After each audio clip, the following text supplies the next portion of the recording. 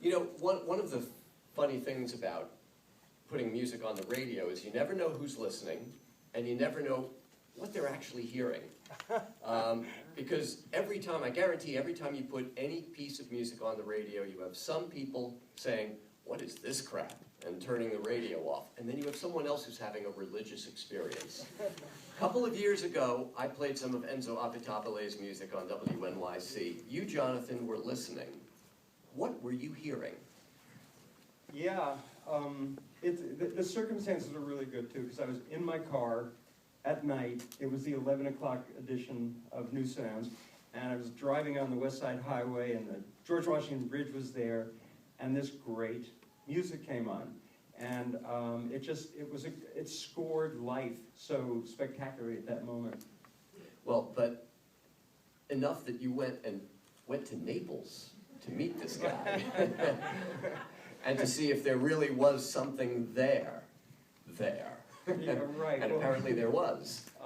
In fact, that's a good moment to acknowledge the two wonderful producers of this film, Davide Aziolini and we'll send up Antonio Monda, New York's own Antonio Monda. These guys put on a terrific film festival in Naples, and I was invited a couple of years after hearing Enzo on your show, went over and mentioned, my excitement about it, and next thing I knew, I had a chance to meet Enzo. He doesn't speak English, I don't speak Italian, but we kind of spent an hour together. Does he speak Italian? Because that sounded a little... That's Neapolitan. That's Neapolitan, yeah. So how did this come about, and how was it arranged that how much time did you spend with him? Well, it came about because Davide, with Antonio, thought that an Avitabile portrait film would be a good idea, and talked to the folks at Rai Television, and I got the kind of phone call a filmmaker dreams of getting. We have financing for a portrait film of Enzo Avitabile if you'd like to do that. So I was off and running. We went for a week. Spent about exactly a year ago. Mm-hmm. And just spent a week. I wanted to put the ball in Enzo's court. I said, take us to where you want to take us, and hopefully please play a lot of music. And he said, okay, I'm going to invite some of my favorite musicians from around the world, as well as the deep-rooted Italian Neapolitan musicians and composers. And that's what happened. I didn't know what was going to happen day by day. We just picked them up and went somewhere and wound up with this. So when you first got to Naples and said, I've heard this music by Enzo Avitabile, did people kind of look at you and say, did they say, who? Or did they say, how do you know about Enzo? I mean, how big a deal is he in his hometown? Well, I think that Enzo's huge in Naples, which is a big, gigantic place. I think that those who know him love him. But you can meet people in Rome or Milan and mention his name, and they've not heard of him. Right. Just like I had never heard of Gary Clark Jr. Gary Clark Jr. before you saw him. Until the other night, yeah. So you end up spending a week with this guy. What were you hoping to get, not for you or for him, but for us, for the audience? What was the story you were hoping to tell? Well, yeah, thank you. That's a great question. I think that, I found Enzo so enormously likable when I met him, and he felt to be like a kind of a deep person. And as I'd done my research and found out what he was singing about, things that we all consider to be very important, I felt that if we could do a film that had lots of him expressing himself through music, and if we could get a taste of the Naples he loves, then we'll wind up with a portrait of this guy. I had no idea. I mean, I think he's slightly mad, isn't he, with his obsession with making the books of the scales and the 600 composed things that no one will ever hear, and all this stuff. And I love that thing. By the way, I wanted to ask you. Enzo does kind of a rundown of the history of jazz. Does that track with your vision of the evolution of jazz? Well, it does, actually. I mean, as a sax player, he's gravitating towards the people you would expect. Although then, notably, he then veers off the mainstream, and you hear him mentioning people like Sam Rivers, you know. So Enzo is, you know, he's got his ear clearly, you know, off the beaten paths, and taking you down some pretty unusual paths. I mean, the lemon leaf segment. With, and is that guy really his uncle, or is that just like a term? No, that's you call him. Uncle Junior. Yeah. But this is the thing about this movie. It's not just about Enzo. Napoli is as big a character in this film as he is, it seems. I mean, this kind of weird city that has graffiti everywhere, and not a wall is seen that doesn't have the plaster breaking off of it somewhere. And it seems to be a really vibrant, multicultural, music-infested city. Well, and indeed it is. It's a huge port city. It's a real cultural crossroads, and it makes sense that Enzo is like, I just love this combination. His wild embrace of music and people from other lands and other cultures, and also his endless digging deep into the history, and coming up with, you know, people like Luigi Lai. I just can't believe, and the diversity of the sound, I think, is so great. I hope that what comes across here, we used to have more information, as in our editing, we wanted to pull stuff long time. We wanted to keep the essential story of him, and hope that that the music again could carry the day, and also that we would just get the fact that this is a portrait of someone who was born into lower income situations, who worked his ass off with his instruments, had such a gift that he wound up being able to attend a conservatory, and very young wound up on stage with James Brown and Richie Havens and people like that. It's kind of an amazing arc. The arc of his journey, in his life's journey. I mean, we get a little bit of it, the kids, the wife who's passed away, the conversion to Buddhism, and then back again to his own unique brand of Catholicism. And so it's notable in several instances in the film where things are mentioned but not explained. So that was, you're saying that was intentional? That was intentional, yeah. So Botari, for example, which is the name of the band that you and I first heard. Yes. Where he's using these almost 900-year-old South Italian rhythms and farming implements being used as percussion and stuff. And we love Botari, and the thing is that in John Turturro's terrific movie Passione, also about Naples. It's also about Naples, and Enzo is in that film with Botari. So it didn't make a great deal of sense to me to sort of include them once again with all the other diversity. Another name that's mentioned is, it's in the Palestina song, the song with what's her name? Amal Merkez, yeah. Who actually is on one of his records, I believe. They talk about Vittorio.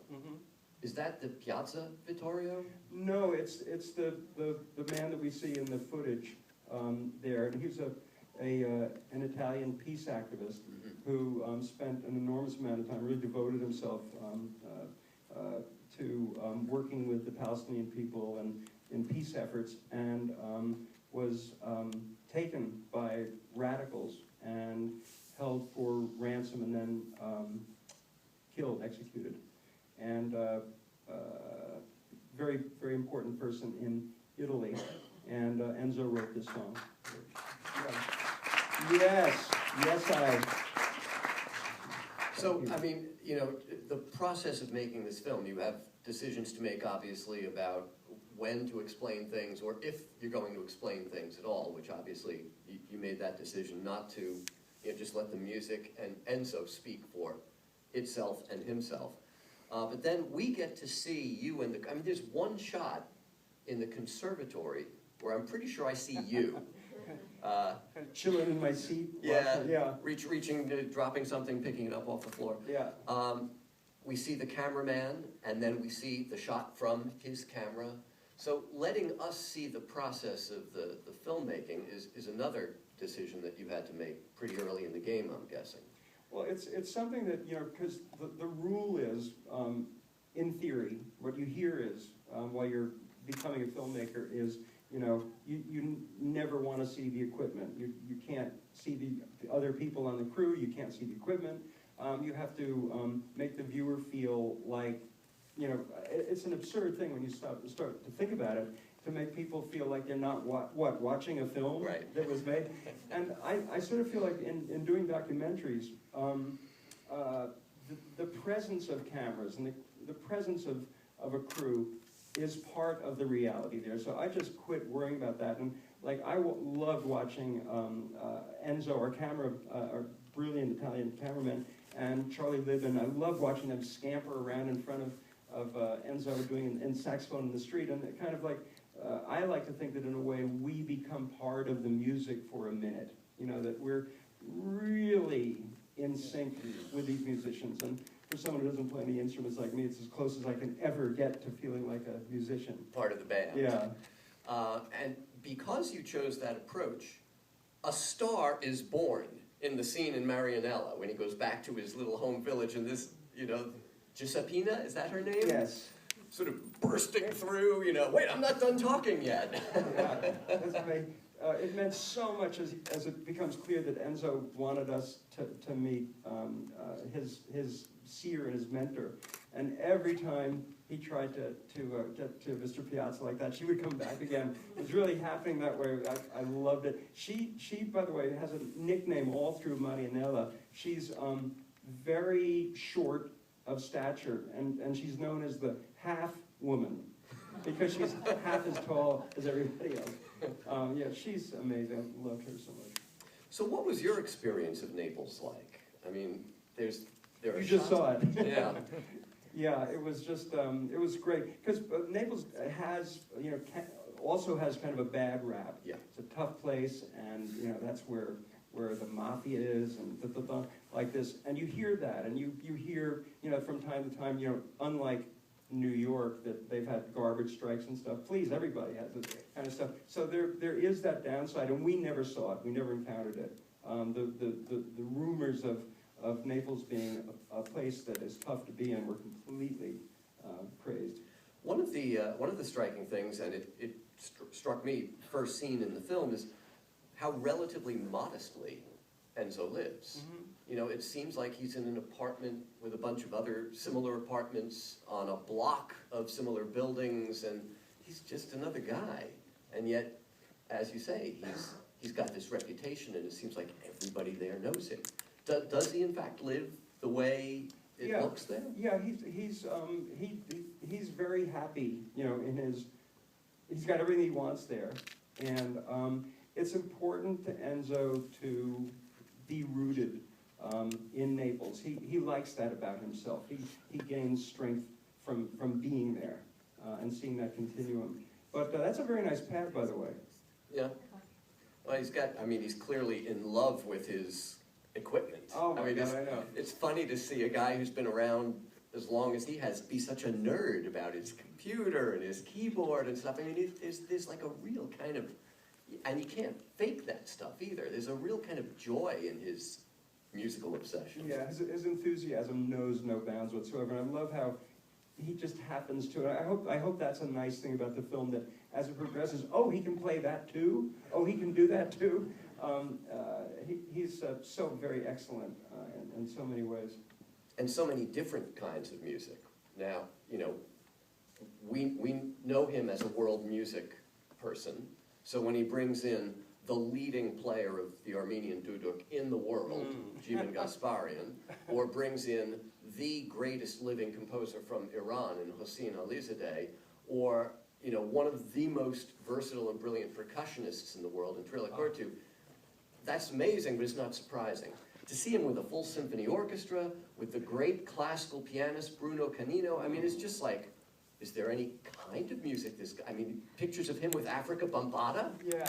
I mean, the guy seems to have done and played it all, with everybody. Now, I wanted to ask you that, John, was there anyone who guessed it that you weren't familiar with? I did not know the Pakistani sitar player, Punchwala. Yes. Yeah, wow. Yeah. Gerardo Nunez, on the other hand, amazing flamenco guitarist. Yeah. And there was another, I had never seen the arpetta before. for this film. Explain what the arpetta, it's the little thing that Enzo plays. Yeah, that's Enzo describes that as being, that's the world's smallest harp. It falls into the harp category. And it's, again, from ancient times. And in Enzo's research, he came across this notion and found the information on it and had one. He participated in the building of the one we see. Yeah, it's funny. What a beautiful sound that is, too. It's just... It's a simple instrument. It's got 6 strings, and because it's in the harp family, you don't stop them. You can't change it. So he's got 6 notes to play with, which seems like it should be really limiting, but not to him, apparently. Yeah. So you spent a week with him. Did you come away learning something about him that you didn't expect, that really kind of surprised you? Oh, Or was it all just a big surprise? It was, I guess it was, but, you know, he's the kind of person you can feel the depth when you're with him. So as these different aspects of him were coming out, it was endlessly surprising and endlessly kind of not surprising. But the degree of his devotion to music, just there, that simple, I think that was probably the biggest surprise of all. Just like, he's devoted his life to music. And to several thousand years of it, you know, Yeah. looking back to rhythms. And then the song about Vesuvius, Yeah. based on Pliny the Younger, you know, which, I mean, there are still high schools that require Latin. I went to one of them. I read Pliny the Younger. You know, I read that story about his uncle, you know, witnessing the eruption and stuff. And here he is singing this song and clearly feeling it as if it had happened 10 years ago and was like part of the life and the legacy of living Neapolitans. It's true. He brings an incident that happened oh so long ago, very gripping present-day reality. Whoever would have thought that a song that tells that story could be so riveting and so moving. All right, I have a final question for you, and that is about the final scene before the end credits roll. You had many songs to choose from. Was the decision to end with the line "hand in hand"? Was that kind of to sum up his ethos? Yeah, the moment comes with all films, especially documentaries. Okay, so how are we going to end this? And we tried a lot of different things. And the Davi song, well, all of those songs, wherever you put, we had endless different configurations. And we settled into that one. And Davi was earlier because he had come in earlier. And that song, more than any, seemed to express the best, the themes that Enzo holds the dearest. And Davi's such an extraordinary superstar in a group of superstars. It just really felt like the way to go. Well, on the air yesterday on Soundcheck, I said that the film was simply titled Enzo Avitabile Music Life. Turns out it's not such a simple title after all, but it really, you know, like that instrument, simple on the surface, but with real depths to it. And Jonathan, congratulations and thank you. Thank you. And thank you so much for coming and doing this. Thank you so much.